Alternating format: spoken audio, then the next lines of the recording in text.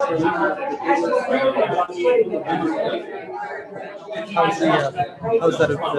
EY thing? I didn't win. This was very strange. They broke it into, normally real estate's a sector. They mixed it all up.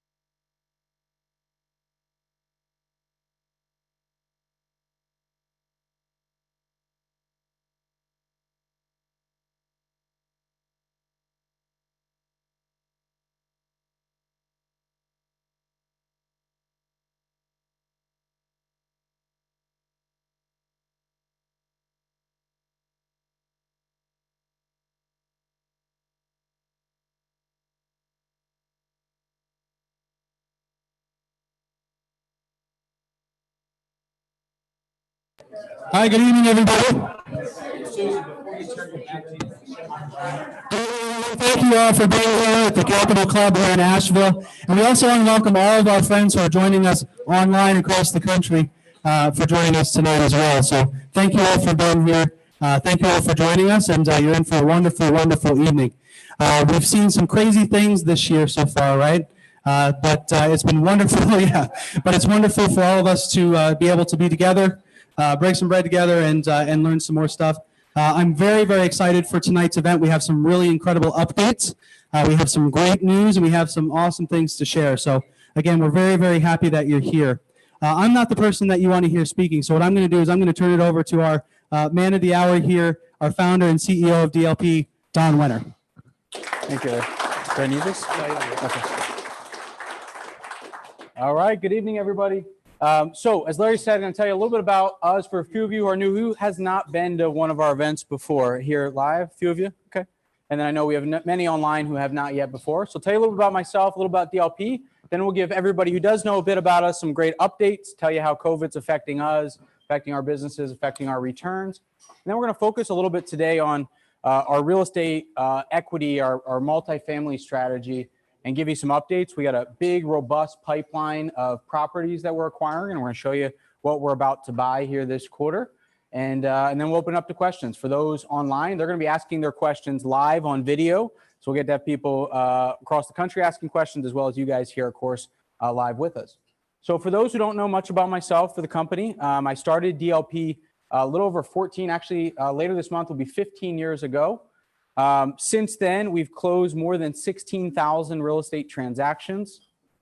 We've acquired more than 15,000 homes and apartments for over $1.5 billion. And we funded over $1 billion in loans in our lending funds to other real estate investors as well.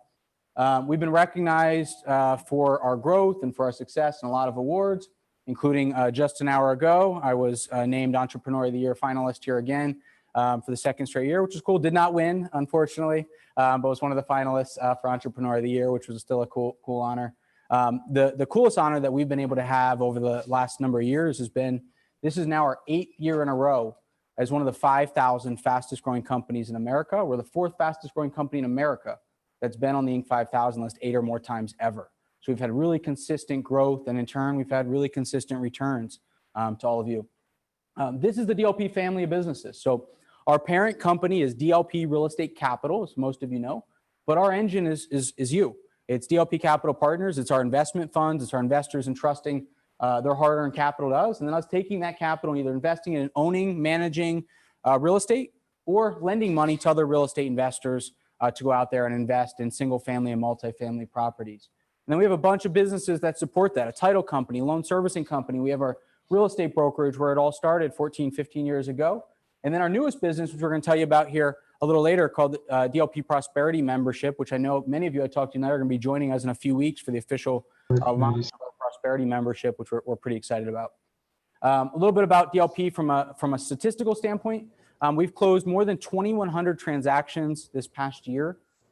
We just broke, which I'm going to highlight again in a moment, 1,000 investors, 1,000 families right now invested with us. We have well over 500 loans out to real estate investors right now across thousands of homes and apartments. We own 11,000 homes and apartments as of today, over $1 billion in assets. We broke that big milestone a few weeks ago. We did about 140 million of operating revenue last year alone.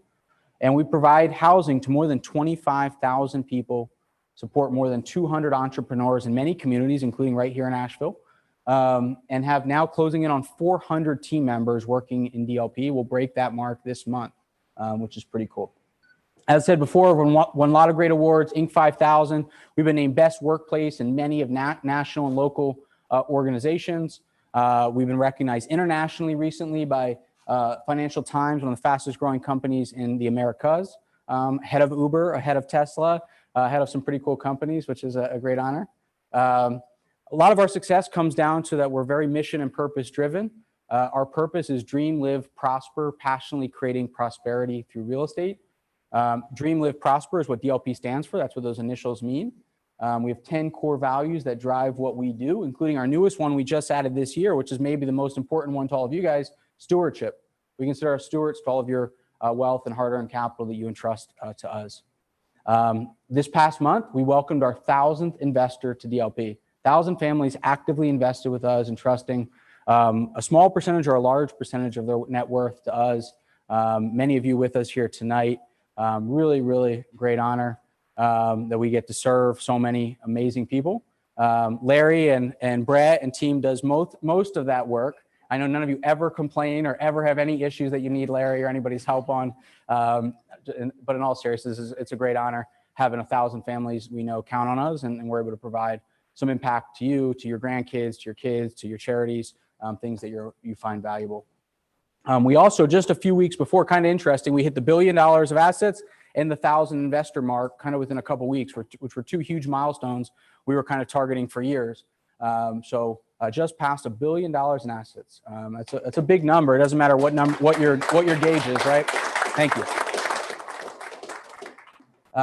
Reason for a lot of our success above and beyond our great investors is great people. So here in the room with us tonight, you've hopefully been a chance to talk to Scott, who's not only our head of technology, but he's manning the screen here tonight. We have Bo Parfait, managing director. We have Rich, managing director, and Larry, our head of investor relations, all with us here, as well as Brett and Jessica and Nate, all in the room with us here tonight. But a really great, incredible, growing executive team. We've recently welcomed a Chief Acceleration Officer, Robert, just a few weeks ago, growing our executive team, growing our ability to execute each and every day. At DLP Capitals, this is our leadership team responsible for running the investment fund. So many of the individuals in the room, as well as Bob Peterson, our Chief Financial Officer, and Barry DeGroot, our Chief Legal Officer, really critical in the success that we've been able to have.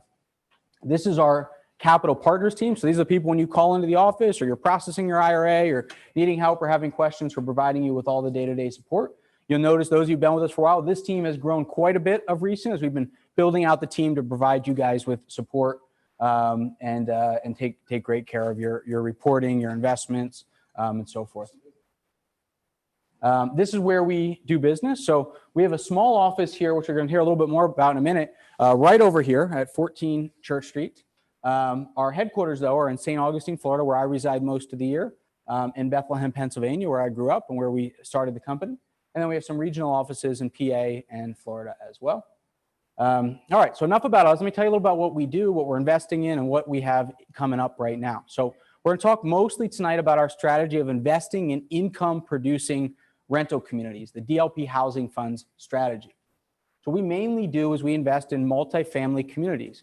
I know the main question most people want to know about is how is COVID affecting us? So I figured I would just start off with that, answer those questions first, put you at ease, and then I'll tell you what we have coming up. So performance through COVID. So we have broken all-time occupancy records. So we have the highest percentage of our apartments occupied every week for 22 straight weeks now. So we have around 98% physical occupancy across all of our stable apartment communities, all-time high. So meaning there's never been a higher demand for affordable apartments than there are right now. Our average rent's about $900 a month. There's a huge demand for $900 a month rentals in every market in the country, certainly across the Sun Belt where we focus on.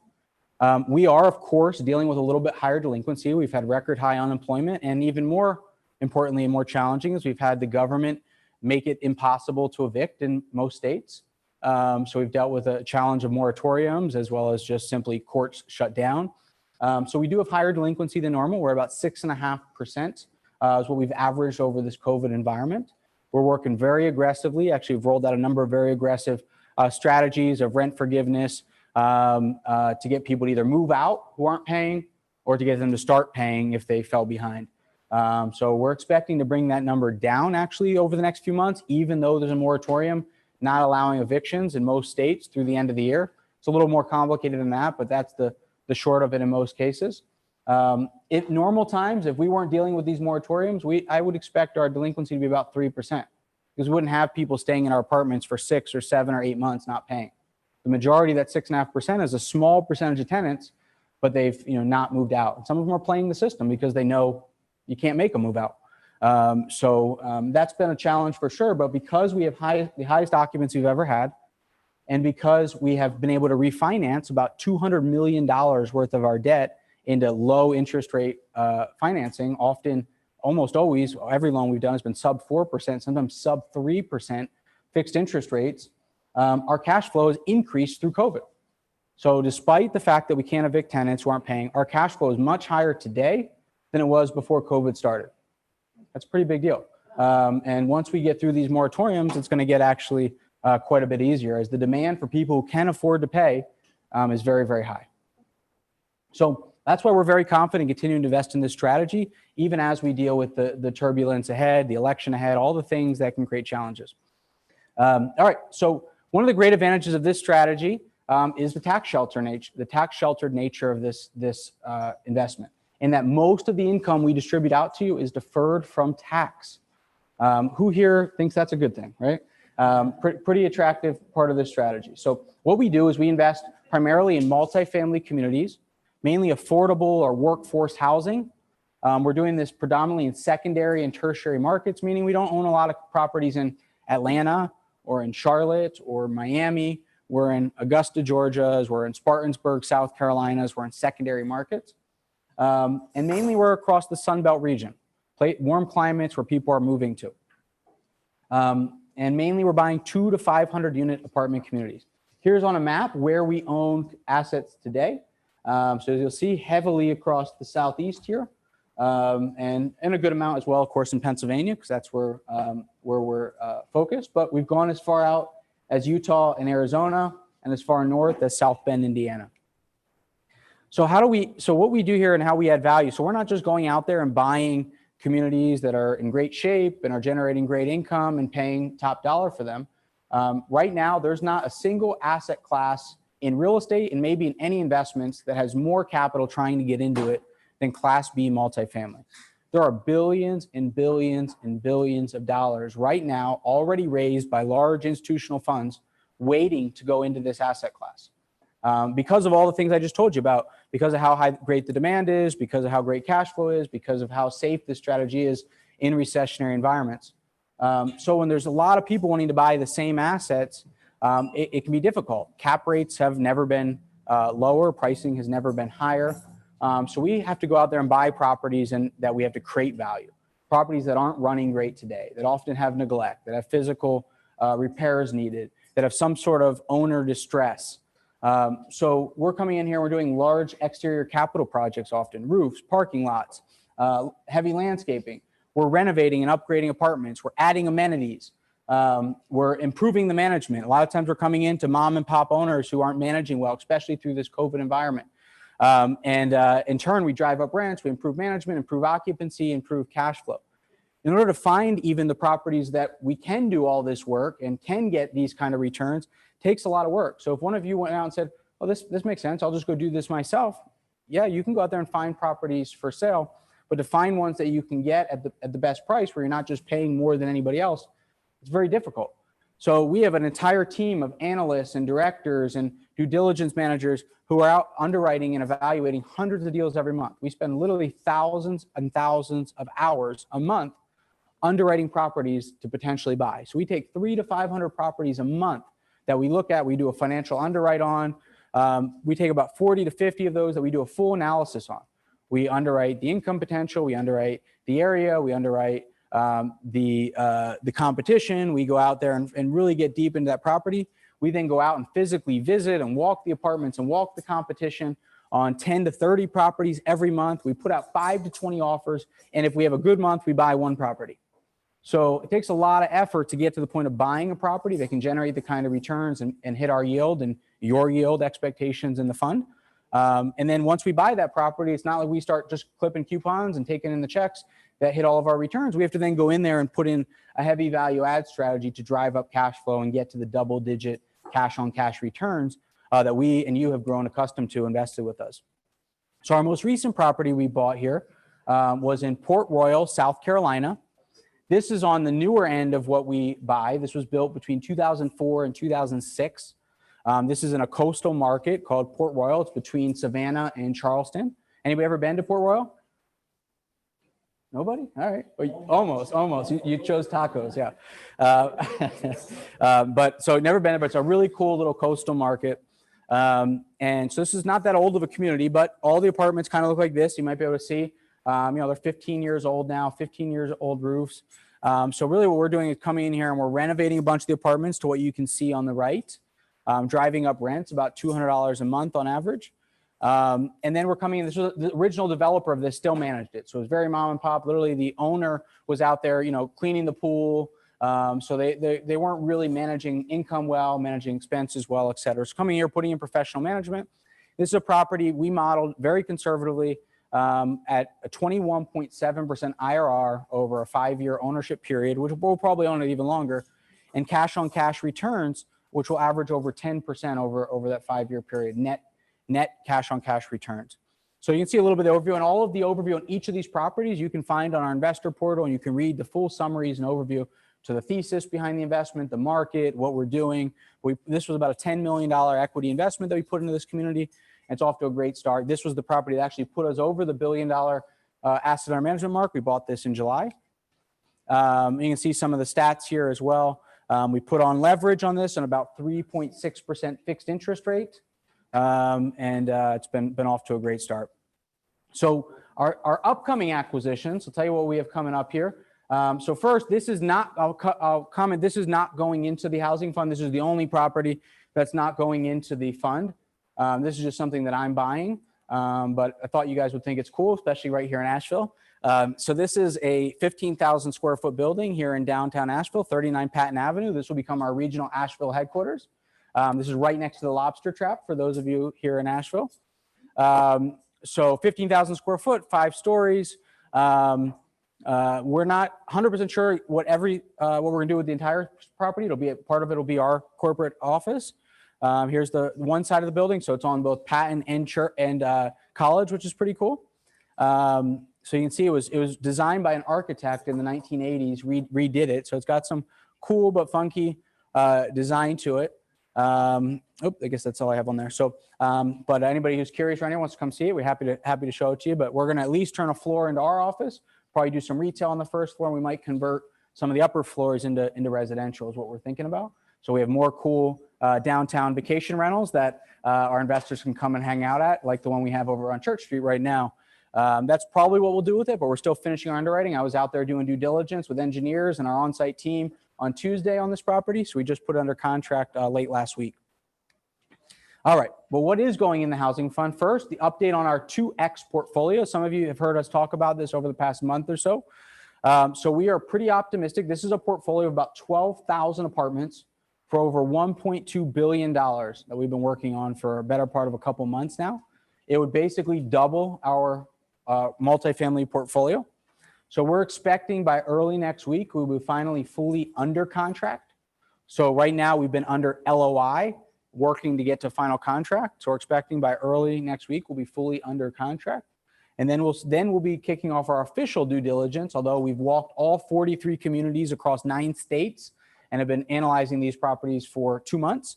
We'll be having 45 days to finish all of our due diligence, and then we'll be closing in late Q1, early Q2, assuming due diligence goes well. So pretty exciting that this may happen, but we're as close as we've ever been and been working really hard to make this deal happen. What we're acquiring here this year, we are under contract on a property in Myrtle Beach. Clay Pond Commons is the name of the community today. It's a 188 unit community built in 2000. So it's about 20 years old. You can see the apartments look like they're about 20 years old. The owners have done some renovation on a small number of units so far. You can see some of the upgrades they've done. There's a few communities that are very similar, but they've upgraded their apartments and they're getting $200 to $250 or more for rent. So that's part of our strategy, including there was a fire at this property. So we're buying it with 30 units down, which is part of the reason we're getting a good deal, because 30 units currently aren't rented. 18 will be delivered to us before we close. They'll have them renovated, and then we'll complete the other 12 after we close. So the big, large institutional investors won't buy a property with 30 vacant units. A, they don't have the ability to do the renovations, and B, they want cash flow day one. They want to clip that coupon right away. We have the ability to come in there, renovate these units, and then get even higher rents because we're going to have freshly renovated brand new apartments, which actually is going to add to the return. So this is a reasonably small deal for us. It's about a $19 million purchase price. We'll be putting in about $4 million. And we're in due diligence on it now, so this isn't final. But we're expecting to have mid-teen cash-on-cash returns on this property.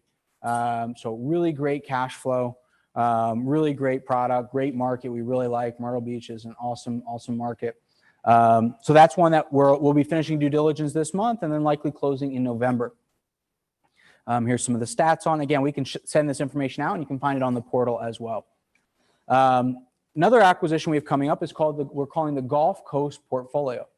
It's 1,086 apartments across Mississippi and Alabama, Gulfport, Mississippi, Orange Beach, Alabama, Jackson, Mississippi, and Senatobia, Mississippi. What's really interesting about this portfolio is we already manage it and we actually partially own it. So we invested a small amount of money into this property, a few $1 million on, this is a $100+ million portfolio, about 3 years ago. And we were a small investor in this portfolio. And the large investor who we came in, they wanted somebody to come in and who could manage it and drive performance. It's performed excellent. We've generated phenomenal cash flow to our investors.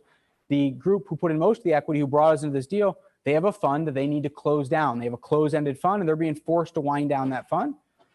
So because we have the institutional knowledge on these properties, we know there's still a lot of opportunity to drive value in them. We're buying them out at a pretty significant discount, and we're going to take over this portfolio in whole. So what's great is we already know we've been producing over 9% cash-on-cash returns on this portfolio while we've been improving. This has been our best performing portfolio through all of COVID. It's been phenomenal. So they're really nice properties. Most of them are built in 2006 and 2008. It's done very, very well through COVID. Here's an idea of kind of what the communities look like. This is Prosper Gulfport. You'll notice the names Prosper, which is we name all of our communities Dream, Live, or Prosper. Prosper is sort of our Class B communities. So that's what these are all branded as. So we know them really well. Prosper Orange Beach, a couple miles from the beach. Prosper Jackson in Jackson, Mississippi. And Prosper Senatobia. This is our oldest property, but it's only about 80 units. The other three are all newer, larger communities. So really excited about this one in that we know it really well. We know it's going to produce cash flow right away because it's already producing great cash flow.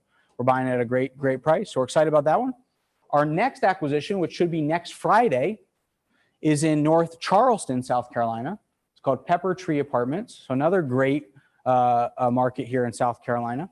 This is 353 apartments built in the 1980s in the growing 1983 to 1980 in the growing North Charleston area.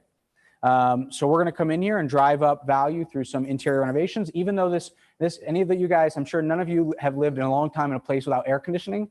There's no central air, and they have window air conditioners. So part of our value proposition, we coming in there putting central air in these units.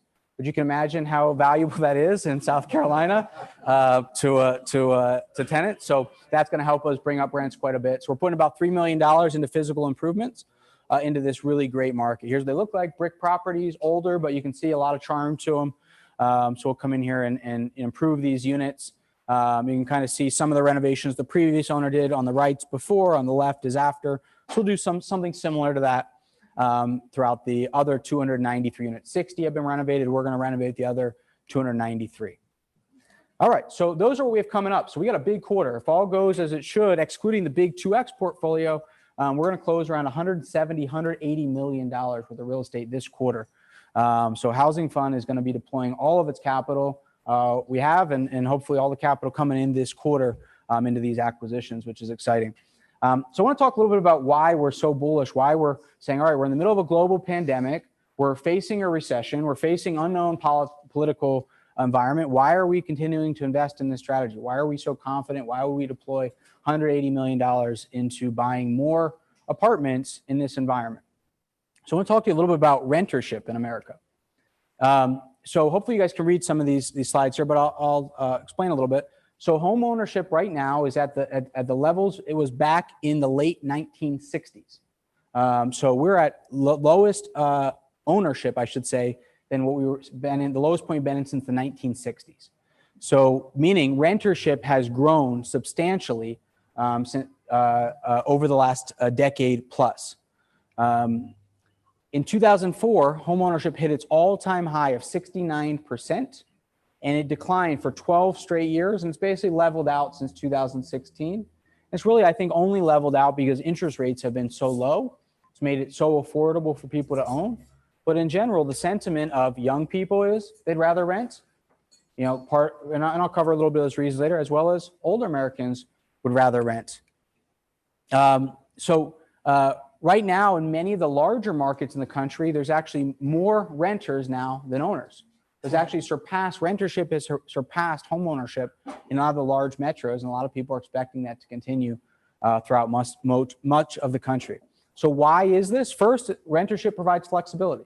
You know, we're in an environment, talk about the volatility of this world right now. You don't know if you're going to have a job or you're going to have the job you have in 6 months or a year. People don't want to make long-term commitments to owning a home. So more and more people want that flexibility of renting. They want more mobility. People stay at their jobs shorter than ever, and people relocate more often than ever. Next big reason is the last recession.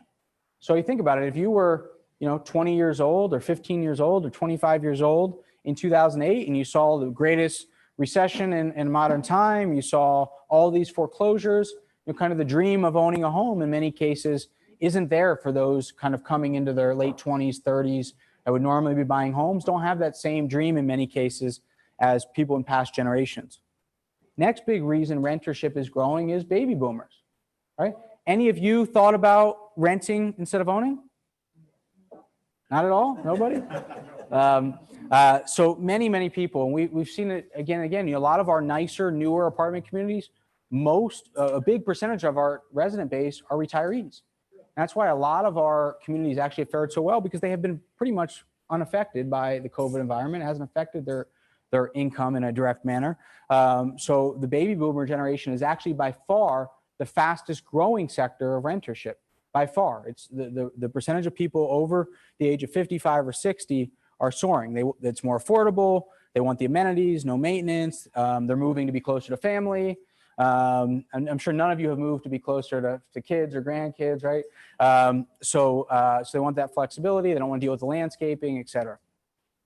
Another big reason is because it used to be you rented an apartment or you owned a home. That's not the case anymore. There's now more than 25 million single-family homes in America that are rentals.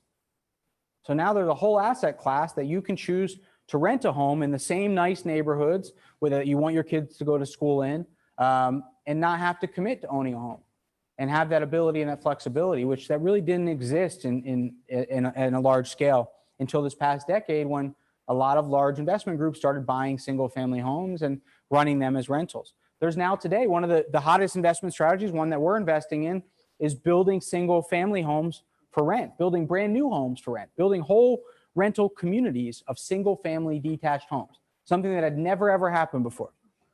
Another big reason why rentership is climbing is because there's not a lot of homes for sale. Almost every market across the country has the lowest inventory of homes available ever right now. Almost every market, lowest inventory of homes on the market ever. There's not a lot of homes available. Another big reason is because of the fact that home prices have grown at a much faster rate over these past decade. I mean, I don't think a lot of people recognize that it was, 5-6 years ago, most markets passed those 2006, 2007 peak home prices that many thought, we might never get back here after the recession.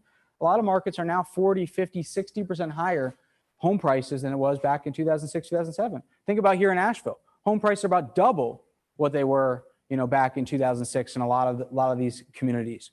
Another big reason is growing debt. We have a country that's in debt, right? More than 50% of Americans have a negative net worth. They have growing debt, which makes it hard to buy a home, as well as the fact that they haven't been able to build up a down payment because of rent growth. So because a lot of people are paying more than 40% of their income for rent, rents have gone up by about 60% in the past decade, while incomes have gone up. Take a guess how much incomes have gone up for the average American. 10%, 5%? Yeah, 6-7%.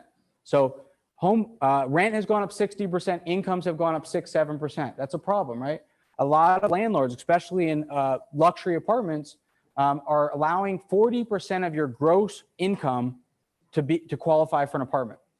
That means 50+% of your net income is going to rent. That means more than half of your income, one paycheck out of your two paychecks, 100% is going to pay your rent. When that much of your income is just going to pay your rent, you're not able to save much money and save up a down payment.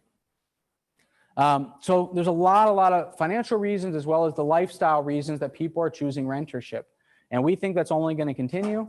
And the demand for rentals, especially affordable rentals, is only going to grow for all those reasons. That doesn't mean the American dream of home ownership is dead.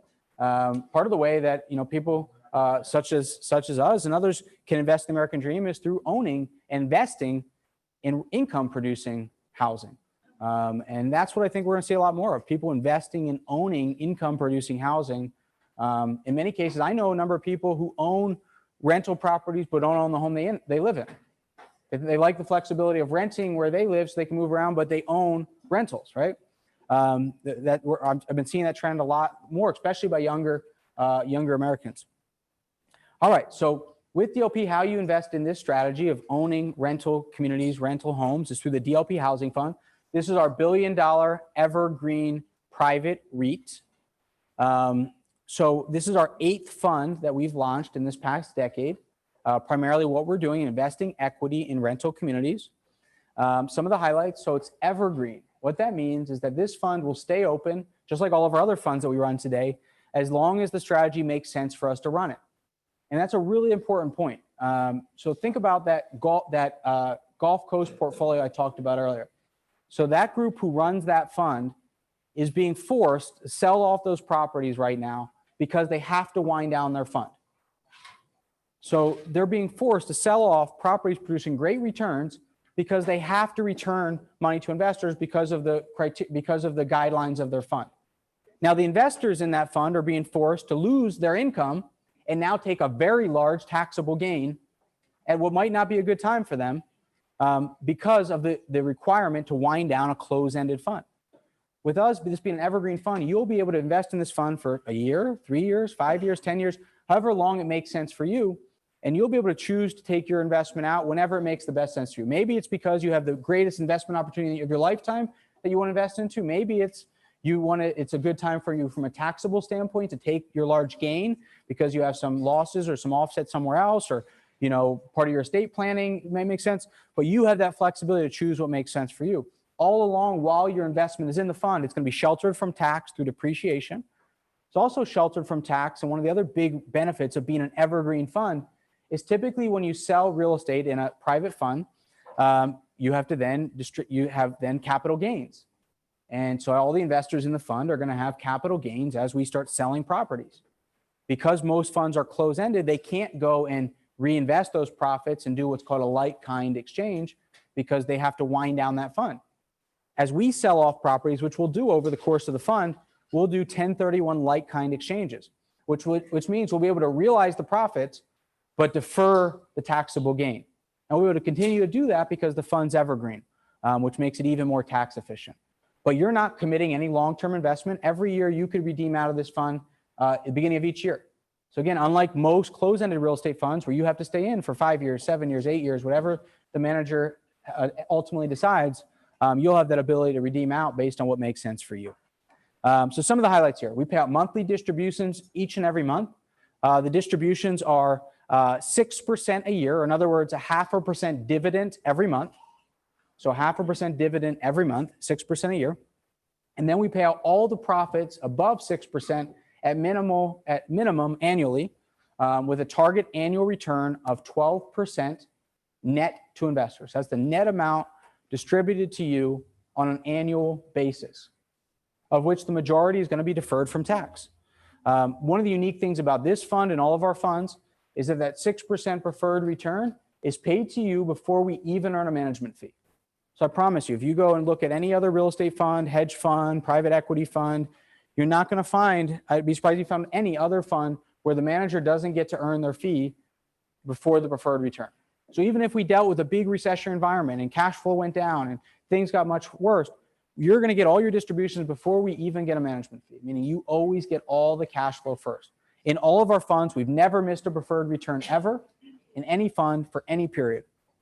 We earn a 1.5% management fee with a target return, again, net to you of 12% on an annual basis. Every one of our funds, we've exceeded return targets every year. This is a $1 billion fund. It's a big fund. Right now, it owns about $300 million worth of real estate, about 5,000 apartments. So you're not investing in kind of a black box of wondering what we're going to put in the fund. We already own $300 million, 5,000 apartments producing income right now, but we're going to continue to grow that. And this fund will end up owning 20,000 apartments over the next couple of years, which will give us great diversification, even better consistency of cash flow. One other big point, I've said this at previous events, but I think it's worth mentioning. So we're committed here to investing a minimum of 5% of all the capital in the fund. Right now, we have about 20 to 25%. Across our entire real estate portfolio, and I've been telling people for, I think, years, that I have 40% interest in our real estate portfolio. I actually checked the number a few days ago. I have 48%. So 48% of our real estate portfolio I own or my family owns, meaning we're investing heavily in these same assets with you. So we're very, very much aligned. We don't go and sell you investments and then go put our money elsewhere. We're heavily invested in these properties, which creates a phenomenal alignment. I'm by far, of course, our largest investor. We have great third-party auditor, Cohen Resnick, 8th largest accounting firm in the world. Seward Kissel, phenomenal a New York law firm, so great experts. You can go into our portal and see all of our third-party audits, the fund documents, all of our historical performance, et cetera. All right, and here's what the fund owns today. So we own properties in Baton Rouge, Louisiana. We've had no damage. South Bend, Indiana, Columbus, Ohio, Vernal, Utah, Shreveport, Louisiana, Valdosta, Georgia, West Virginia, Scott Depot, which is basically Charleston, West Virginia, Sierra Vista, Arizona, Port Royal, South Carolina, Little Rock, Arkansas, and Broken Arrow, Oklahoma, which is Tulsa, Oklahoma.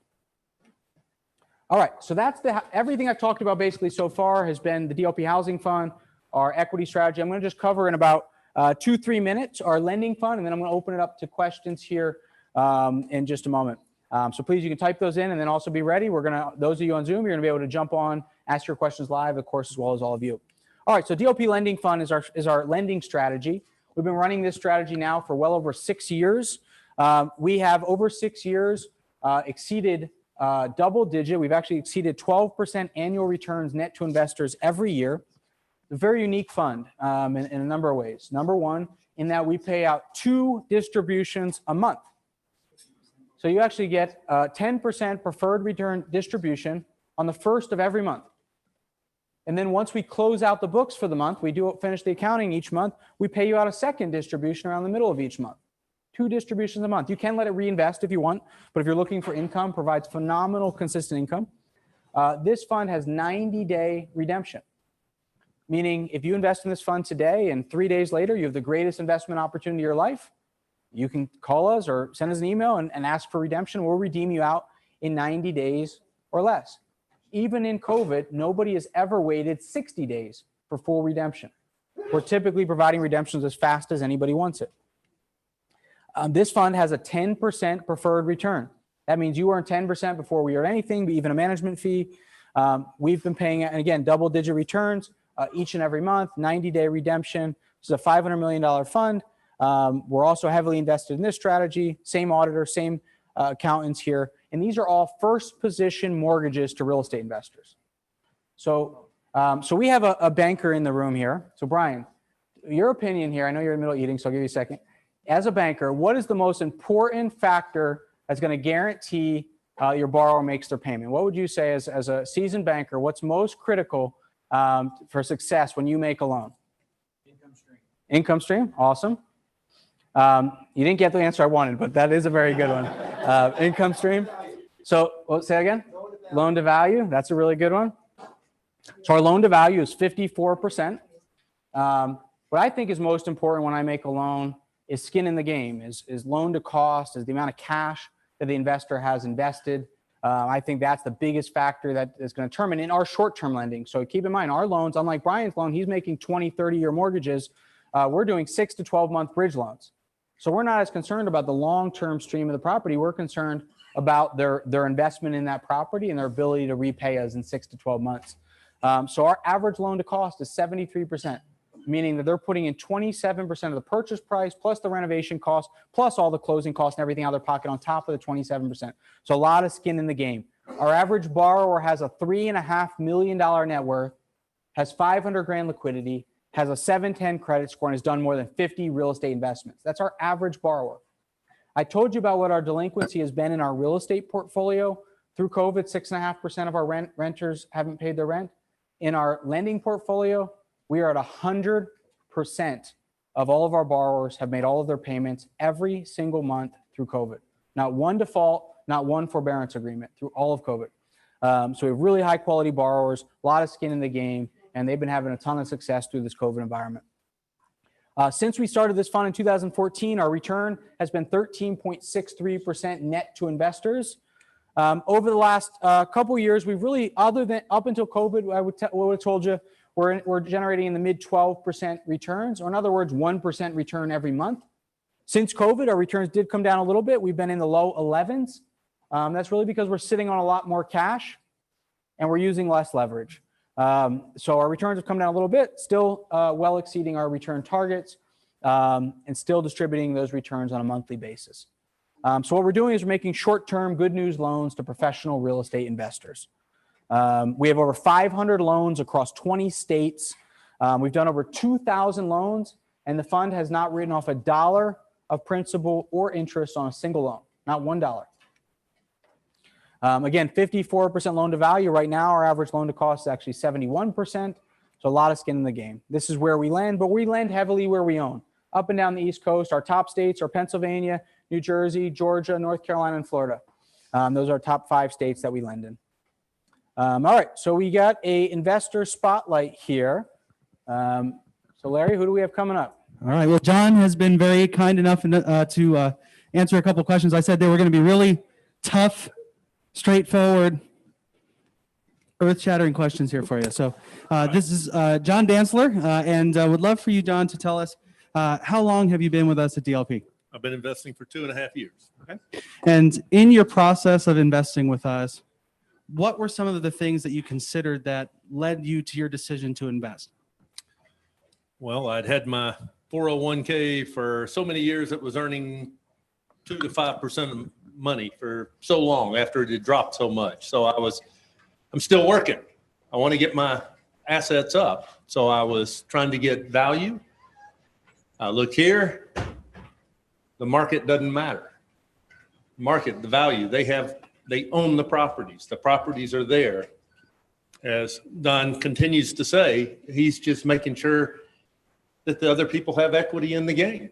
And so it's been a big thing for us, knowing that we became investors in it. And every month, as he says right here, we get we're reinvesting everything. We don't get the check, but we have friends who get a check every month. We're reinvesting, trying to have it grow. And it's worked wonderfully for us. Awesome answer, John. And just for the record, I haven't paid John anything other than the returns that he gets paid. So that was an excellent answer. Thank you, John. Wait till next month. So I only have one more question for you, John. I know that you, and you guys have been considering, kind of moving towards retirement. Right. So for those of the folks out here, whether they be earlier in their career or even closer to retirement, what would you say as far as DLP for either a short-term or long-term strategy? Well, I think the long-term strategy is one. I think both are really good. You have guaranteed income each and every month. 10%, if you can find anybody else that'll get you 10% guaranteed anywhere else, then you better run and grab it. But I found that the 10%, I'm happy with that, but I get more than that. I have I'm in an equity fund too that is for years. It's one of these, like you explained earlier, but it's been doing unbelievably well. So I think for future, it's great for you. This housing REIT would be a great thing with the depreciation. If you're looking at income, it'll be a wonderful place to be. That's where I plan on being when I retire. Take advantage of that. Awesome. And I'm only going to bother you one more time to say and ask if someone was looking to invest with us, what would be the number one thing you'd want to say to them? I'd say you can talk to the whole team. Everybody is always there. They're available, and they really do walk you through the process. And I can go through lots of people other than Larry, Mandy, Don, Rich. They all are there, and they're willing to help you in any way possible. Awesome. Let's all give a big round of applause for John. Thank you so much, sir. All right, thank you, John. So last couple of things, we want to highlight a couple upcoming events, and then we will open up the questions. So we have a big event coming up. First time we've done this. It's in Ponte Vedra Beach, which is, anybody doesn't know, that's a little bit north of where I reside, St. Augustine, Florida, a few minutes south of Jacksonville. Really going to be a unique event. So this starts, we're going to do a dinner event kind of like this on Thursday, November 12th. And then we have basically 2+ days of nonstop educational content focused on, family wealth, legacy building. Really, we're going to talk about investments. We're going to have great experts there from, some world-renowned CPAs and estate attorneys. And we're going to have, a gentleman who ran a $30 billion investment strategy, who's now a huge impact philanthropy investor, is going to give some great insight on investing and philanthropy. We have some cool professional athletes who's some unique stories. They're going to give us some inspiration. But we're going to do a lot of really cool activities, really get you to think about your life, really get to think about your family, your legacy, and help you, to build your wealth at the same time. And then we're going to mix in a lot of fun. We have some really cool fun acts coming, singers, comedians, stuff like that. We're going to do some fun outside activities, those who like to golf. This is TPG, so really great place to go golf. And did I say that right? I don't golf, so I think that was right? Was it? TPC, there we go. So TPC, which is one of the best, golf courses around, of course. Scott will tell you here. So we'll be doing some activities like that. We're gonna go out on the water. We're gonna have some great dinners. It's gonna be a really, really great time. So we're gonna have, and what's also really cool, so we're inviting, our inner circle members, which are investors who have, basically investors who have $1 million plus invested with DLP. We have many of them joining us, 50, 60 of those families joining us. We have a bunch of prospective investors joining us as well. And then the other cool thing that we're going to have is we're going to have our top real estate entrepreneurs, the people that we lend our money to, they're going to be there too. So we're going to have 40, 50 of our top operators that we're lending money to there as well. And they're going to join a lot of the content, the stuff the kind of the content that makes sense for both groups. You guys as our sort of call it our passive investors, and then our active real estate investors are going to be together for some of the content. Some of it we're going to be teaching on some different things, and we're going to do separate breakouts. This will be a really, really cool event. You guys can come join us. We're not charging you guys anything to come to the event.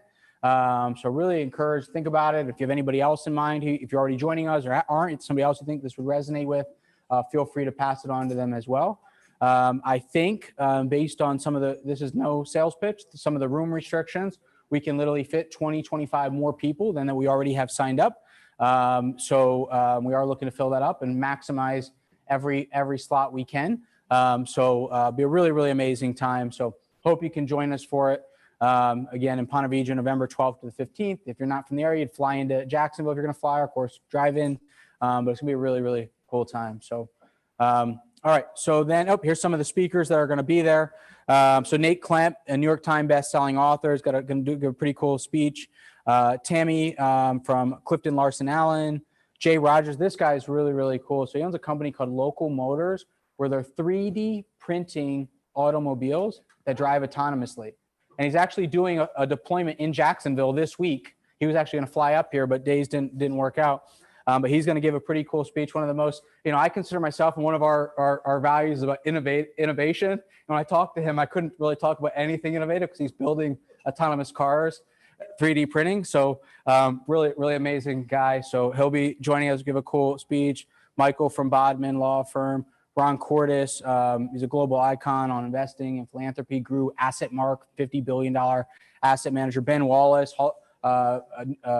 defensive player of the year. He's got a really cool story. Steve Jabara, he's actually the owner of the Detroit Pistons G League team, but also has a really amazing business that's going to change the world in a number of ways. He'll be talking. So it's going to be a really great time. So I hope you can join us. Be really, really awesome. So feel free to chat with us afterwards for more on that as well. All right. And then in Bethlehem, Pennsylvania, our hometown, we're going to do an event kind of like this end of this month, October 29th. We just got word today that they reduced some of the restrictions on how many people we could have. So we're still figuring it out. We're probably going to end up doing multiple kind of events. So we're probably going to end up doing something like at 3 o'clock and 5 o'clock and 7 o'clock, kind of break up. So we generally have hundreds of people in Pennsylvania. So we're going to try to break it up into a little bit smaller groups. Please come join us if you want to come take the trip up. Those of you in Pennsylvania, please come join us. We'll stream that virtually as well. All right. And then, of course, you can reach out to myself, Rich, Larry, Brett, Bob, Bo, Mike for follow-up information as well. But we're going to move now into questions.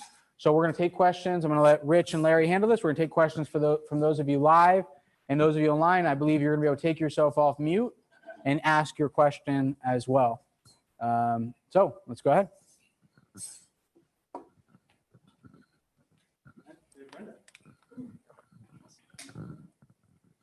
So we have another storm coming. Is this on? Yeah, I can hear. Everybody hear? Do you have any investments in properties that are in the floodplains and in the hurricane areas, and what's happening and what have you run into and what have you discovered so far and what are we doing about it? Yeah, so our question for anybody who didn't hear is, with the storms coming through, do we have properties in the path of the storm and what do we do to prepare and how does that affect us? So I think at this point, we pretty much have a property in the path of every storm that you hear about. So it's this time of year, it's every week we're preparing for a storm somewhere. So we have a great team that prepares for that, and depends on what the storm is and the situation of, bringing stuff inside and tarping things down and prepping our residents and all those types of things, and being prepared if there's flooding and having, things on standby. Sometimes it means boarding up windows and things like that. So we have, a very structured process that we do to prepare for, large natural disasters. What I can tell you is we've been through many of hurricanes and floods and disasters over the last number of years. And I'll just say that's why you have insurance. So we invest heavily in property and liability insurance. And at our size, what's one of the best things we have today is, even though we're in the path of almost every storm, only a small percentage of our properties are in the path of any storm. So it gives us great diversification in our portfolio. So insurance people really like that. So we get phenomenal rates on our insurance because of our diversification, but we have phenomenal insurance. So usually what happens when a storm happens is, frankly, we've been very fortunate. We've never, as far as I know, we've never had anybody die or even get hurt in any storm. So we've done a great job of preparing residents. But we've certainly lost lots of roofs, and we've had flooding, and we've had damage, and we've had fires, and we've had all those types of things. But when you have good insurance, it actually all turns out financially well. Frankly, what ends up happening is it doesn't cost us anything, and we end up with new roofs and sometimes new kitchens and sometimes new windows and sometimes new exteriors. So we end up getting higher rents and having new roofs, which, one of the great things you learn in real estate is, roofs, always need replacement. HVAC units always need replacement. It's just a matter of time. So, when you get new ones, it saves you from having to spend a big cost later.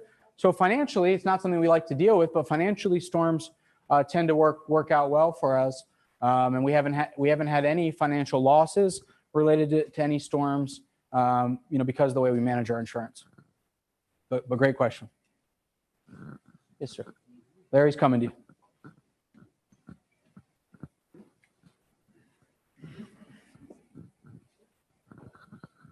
You said that you have some property in, excuse me, property in Sierra Vista, Arizona.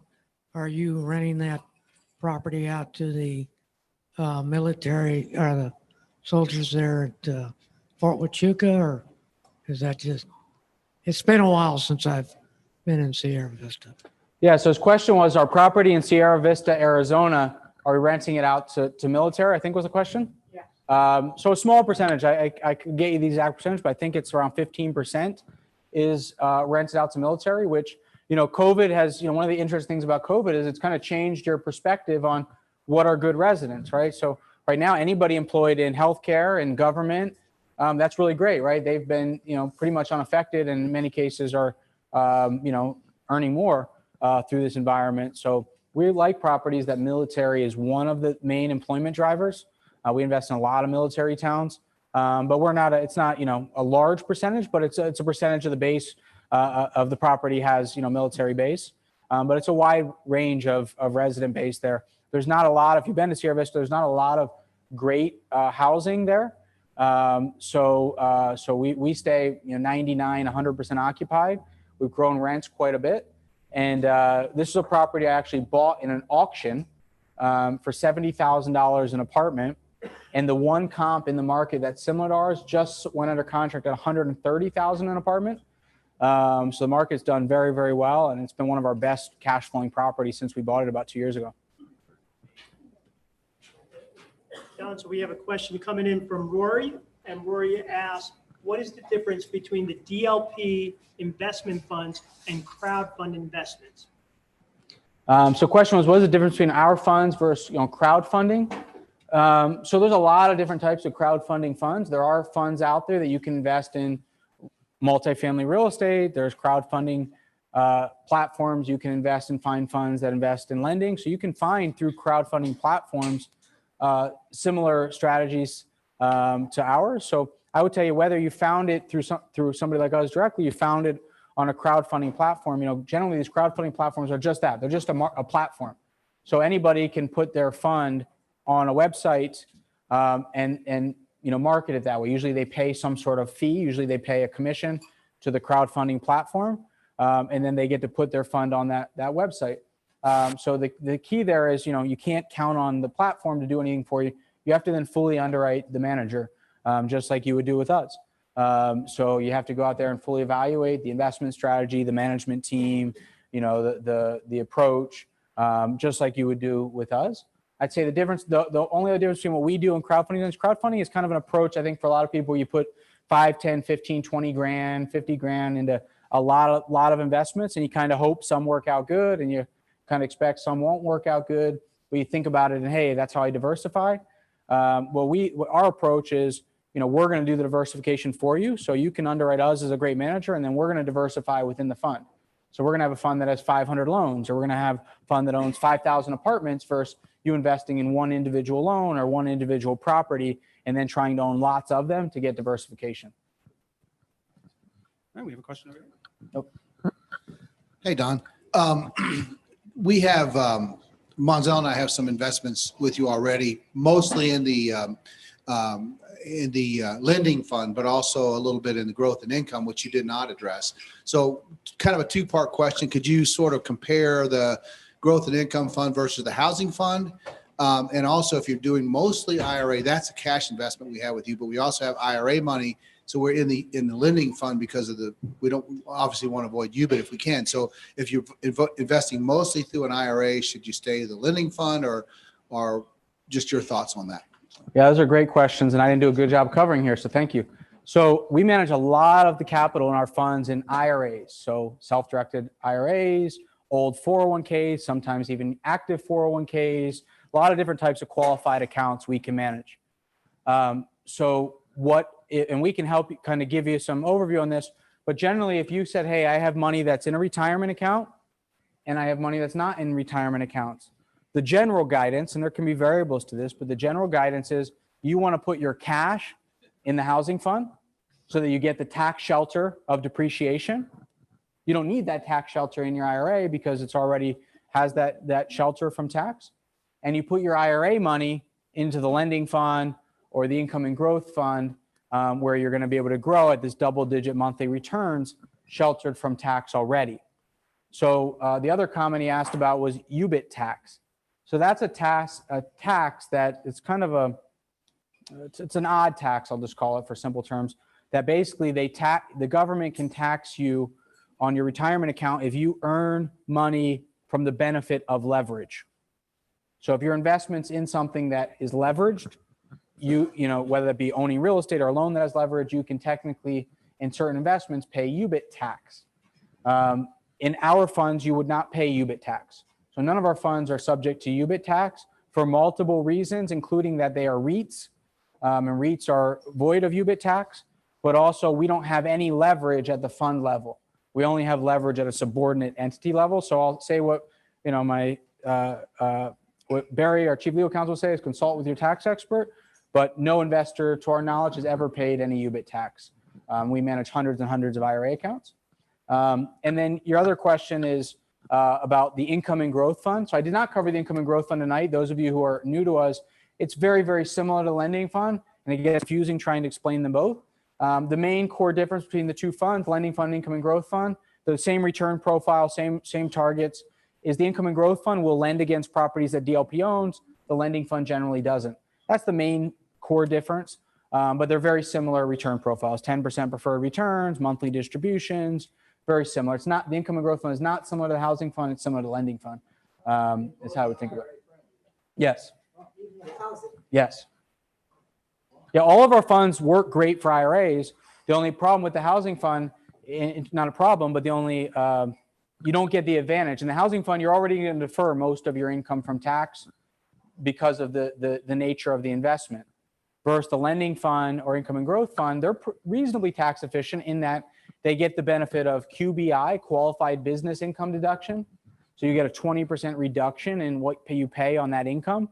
But being able to earn, when you're earning double-digit returns and you can monthly, and you can shelter that from tax, that's a really, really attractive formula. So that's how a lot of people structure. But you can invest IRA accounts in any of our funds, and a lot of people do invest IRA accounts in the housing fund. They say, whether I get the extra benefit of of the tax shelter nature, I still want to be in the fund that's going to generate the highest returns, which is the housing fund.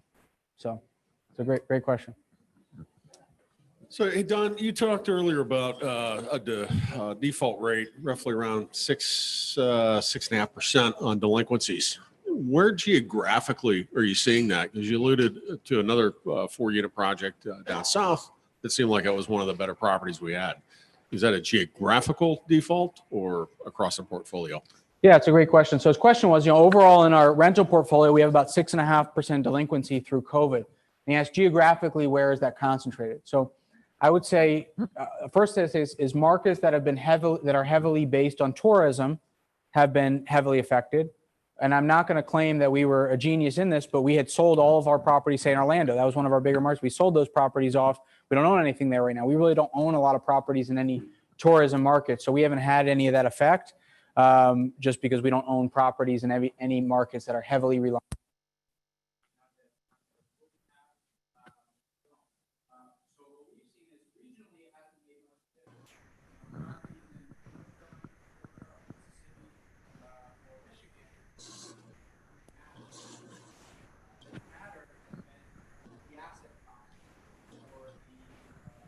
Judy?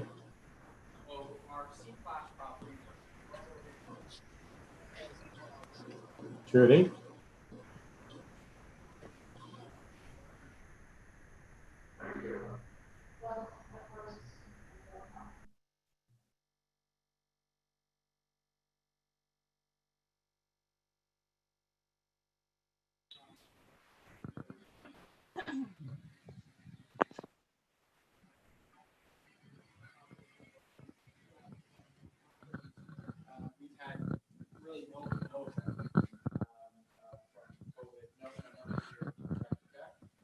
Been on the lower quality C properties that we've had the bigger challenges. Again, that same theme, there's lower properties that you said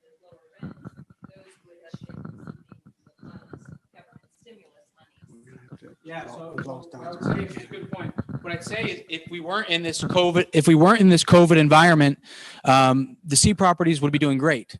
And the reason for that is not to sound harsh, is the people who stopped paying in March, April when things were kind of at their worst, they would have moved out. And the demand is so high, we would have removed in new tenants with jobs and they'd be paying right now. The problem has been that we haven't been able to evict those people. So a lot of the delinquents we have today are people who stopped paying back in March or April or May. And a lot of them have jobs now, but they've dug a hole and they're kind of being told by their friends and the government and news that why pay your landlord because they can't do anything. But in normal environment, they would have moved out. They would have moved in with family. They would have, or they would have had somebody help them. But, even probably their family who would normally help them are saying, well, your landlord can't do anything. I'm not going to pay your rent, right? So that's what's affected things. In normal times, the demand is so high. I mean, as soon as we get somebody out, the apartment's occupied. And, we're now screening under the COVID scenario. We've gotten even tighter on our requirements. We're focused even more on what kind of job they have and expecting, are they going to still have a job if there's another COVID shutdown, things like that. So it's really been the government shutdowns that's hurt that asset class. And it's kind of a silly environment because the rent's not being forgiven. It's just being deferred and they're just digging themselves holes, which is, an unfortunate situation. We have a question coming in from John online. He wants to know, what is your percentage of leverage versus investor equity in the lending? In the DLP lending fund, we do use leverage. So what that means is even though the fund owns loans, it doesn't own the properties. We then leverage our loans from banks. So a bank will take our loans as security and they'll give us leverage against those loans. We've been telling investors for 6+ years that we expect to be $1 of leverage for $1 of equity. We are today at maybe 18% leverage and 82% equity, meaning we have $1 of leverage for more than $4 of equity. So we use leverage. Our leverage is 5%. It helps with cash flow management as well. It helps increase our yields, but we use it, very modestly. Excellent. And then we have deployment questions coming in from both Tapir and Karen. Tapir wants to know, when do you estimate housing fund undeployed capital to be deployed? And Karen wants to know, what's the estimated length of time for deployment in the lending fund? So questions are about deployment. So I guess, I'll say ever, but really since COVID, especially, we get one complaint from investors. So I'm going to air our dirty laundry out here with everybody tonight. The one complaint that we get from investors, and it's 99.85% of the complaints we get, is we didn't deploy their money fast enough. Meaning when you made your investment, we couldn't get it deployed into the fund the next day. And of course, we all, it's kind of like when we sell our own home, right? We think it's worth more. We think it's in perfect condition, right? When we sit back from a logical standpoint, we say, all right, I definitely don't want them to take in any undue risk to deploy my money, right? And if I was an investor in the fund, I don't want them to deploy other people's money that's going to hurt my return if they don't have anything to do with the money, right? But when it's our own money, we want it deployed the next day, right? And I get it. Historically, deployment had never been a problem for us. We've averaged a 21-day for deployment over the last many years. But with COVID, there's been a lot of uncertainty. Deals take longer. They get delayed. We've had to sit on more cash. So it's taken us longer to deploy. We've largely resolved that in the lending fund, the income and growth fund. The housing fund's the only fund where we've really today have a backlog. And that deal I told you, our next deal to close next week in Charleston, it was supposed to close a month ago. And then 3 days before closing, the seller needed to delay it a month because they had some issue with their title. And that's the kind of thing that happens that, we can't control. We're not going to take undue risk. We're not going to close without clear title, right? But those things happen. So good news. This week, we deployed about half the money that has not yet been deployed in the housing fund. So now we're only at maybe 45, 60 days worth of investments that haven't yet been deployed. And then we have a bunch, as you guys saw tonight, a whole bunch of acquisitions coming. We expect to close that Myrtle Beach property in November. And so we're going to be in big push to bring in more money, hence why we focus most of our presentation tonight on the housing fund, because we have such big acquisition volume. We're going to need actually a lot more capital in the housing fund over the next couple of months. So the deployment challenges are going to be very short-lived there. On the lending fund, we're deploying money very fast. I would estimate 3 to 4 weeks at this point. It's always an estimate because things can get delayed or get moved, but I would estimate 3 to 4 weeks at this point. Same with the income and growth fund. So we got great volume. We have big goals this quarter that we're expecting to hit our biggest quarter ever in acquisitions and loan fundings by quite a big margin. Great, thank you. We'll take questions from the audience. And the last I saw, Don, the average was around 21 days for the lending fund. 21 days. So thank you. Thank you for inviting me. This is very interesting. I may have a naive question that everyone else knows, but it might not be. I have an opportunity to sell an investment property, and I will be having capital gains. So is there a way that your company can help me? I'm investing in real estate with you. Yep. Does that help me at all with capital gains that I'm looking at? Yeah, great question. So the question anybody didn't hear was, she's selling a property and she's going to have capital gains on that sale. And can she do something with us related to that? So a couple of things. Number one, you certainly can. It may make sense from a taxable standpoint. I don't know any of the details, of course, for you just to go and pay the capital gains. I don't know what they are. I don't know the details.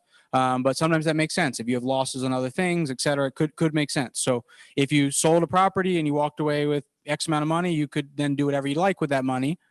The alternative is doing probably what you're asking, doing a 1031 like-kind exchange, which means when you sell a piece of real estate and then you have all those proceeds go to a 1031 agent, and then you have to, basically how the rules work, then you have to identify a property or properties that you're going to put that money into in the next 45 days, and you have to redeploy all that money into another property within 6 months after you sold the last property. If you do that and you follow those rules, then you defer all those capital gains. And I'm simplifying it a little bit yeah. Yep, you can do it. You can do it nationwide. Yep, the rules are nationwide. And so you can do that without outside of us, and then you can take that money and do something else with it. In terms of what you can do with us, we may be able to help you as a short answer. There's a couple different ways we work with 1031 exchanges. It's a little complicated of being able to do a 1031 exchange into a fund. But we can talk to you about the situation in more detail. Yes. Yep. Yeah. So a lot of investors in one scenario or another, we've done, many 1031s. It's a great question. So I had a shopping center that I was selling, and I had a deal going with Morgan Stanley on a 1031, basically, but it was a two-step process. You basically buy into like an Amazon warehouse, you own a piece of that, and after a couple of years, you roll it into shares into a REIT. You're going to have to do that two-step process, you think? Yeah, it's a great question. So in short, he hit it pretty well there. So one of the ways you can get into a fund is you can take your proceeds and invest into a partnership in a specific property. He did it in maybe an Amazon fulfillment center or something to that effect. And then depending on your tax accountant's opinion, then either within some will say you can do it immediately. You can transfer your interest into a fund or into shares. Some say you need to wait one tax period. The most conservative opinion is exactly what Peter said, which is you wait 2 years, and then you can transfer your interest. You can do what's called a membership transfer, where you transfer your interest in a property into that in a fund. So there's some other ways as well, but that's a common strategy that Peter just mentioned. Yeah, we can do that right now. The question is if you have to wait the 2 years or not. But yeah, that's something we can facilitate. Yep. So great question. Anybody else here live or online? Oh, is there any chance of recovering the money from DLP recover the money from the renters who are delinquent due to COVID-19? Is there any plan or any chance to recover? So question, is there any chance or plan to recover the rents from those who haven't paid their rents through COVID-19? So a few things. So number one of the things we literally started doing Monday is we started offering, we're going through a tiered approach where, in short, a couple of the options we're going to offer to certain residents who are 3+ months behind is we're going to give them a couple options. One is just move out and we'll forgive everything you owe. If you get out, quickly, we'll forgive everything you owe, because we know the chance of recovering is going to be difficult and low. And if we give them that chance to get out from under, judgment and garnishment and chasing them, they'll get out, and then we can get that apartment released instead of being stuck here to the end of the year, not being able to do anything. So that's the part of the strategy we're offering. The other option we're going to offer people, let's say somebody fell 4, 5, 6 months behind, but now they got reemployed again and they have income, but they're thinking, I'm not going to start paying rent because I'm never going to get out of this hole. So why put good money after bad type of approach? We're going to give them an offer of forgiving a certain amount of their past due rent if they start paying now.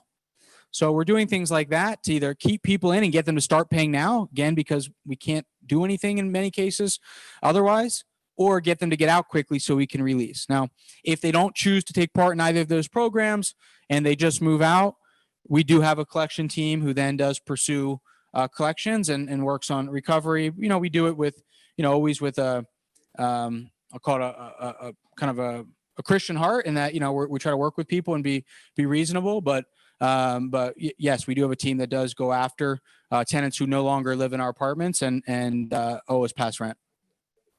So great question. Anybody else live or virtual? Oh, Sandy.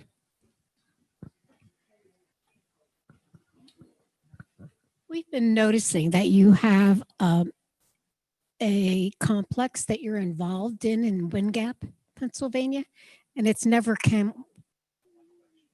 Where does that all? Yeah. Where does that fall into? So Sandy's question is, we're building a 200-unit ground-up apartment community in Lehigh Valley, Pennsylvania, in Wingap. We're also about to start building a 304-unit community in Kissimmee, Florida. And where are those properties? So, meaning, are they in the fund? So no, we don't put ground up. We don't do in the scheme of everything we do, we don't do a ton of ground up development, but we're generally developing, an apartment community or two at a time, ground up. But of course, a ground up apartment community doesn't generate income right now. Our DLP housing fund is focused on producing monthly cash flow to you. So a ground up property that's taking cash, not producing cash, doesn't work to go into the fund. So I own that community, myself. But what our plan is going to be, we haven't finalized this up with the our CPA firm who does our audits yet. But what our plan is that we're going to have some sort of valuation method once we finish building it. We're actually going to start renting our first apartments on December 1st. After we fully stabilize it, we'll sell it into the fund at some sort of cost plus model or some sort of discount to what it's worth. Some sort of discount is in short. But basically, I'll have taken all the risk of it going through construction and through development and not generating cash flow.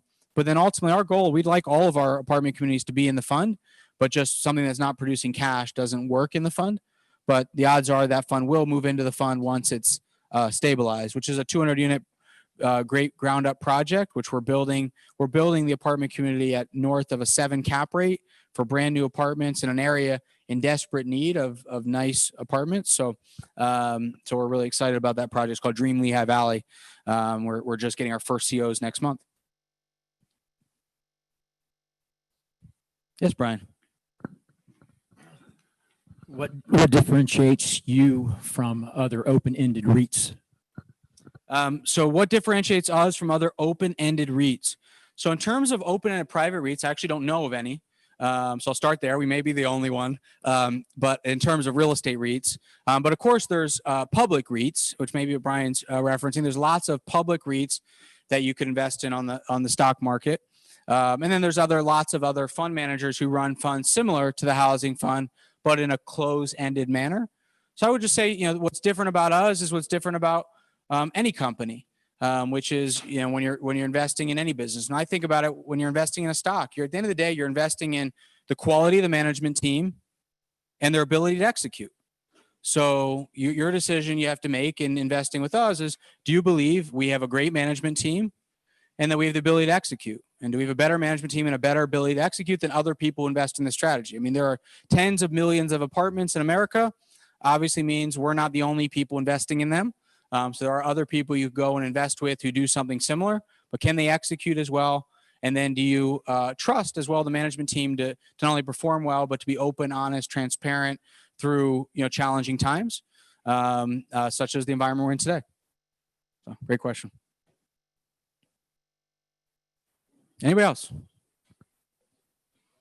All right, going once, going twice. All right, thank you, everybody. Are we doing a raffle? Not tonight. All right, we'll do it afterwards. And so next one, we'll do a raffle in a couple weeks at our PA event. So join virtually, because we'll do a virtual one and a live one on October 29th. So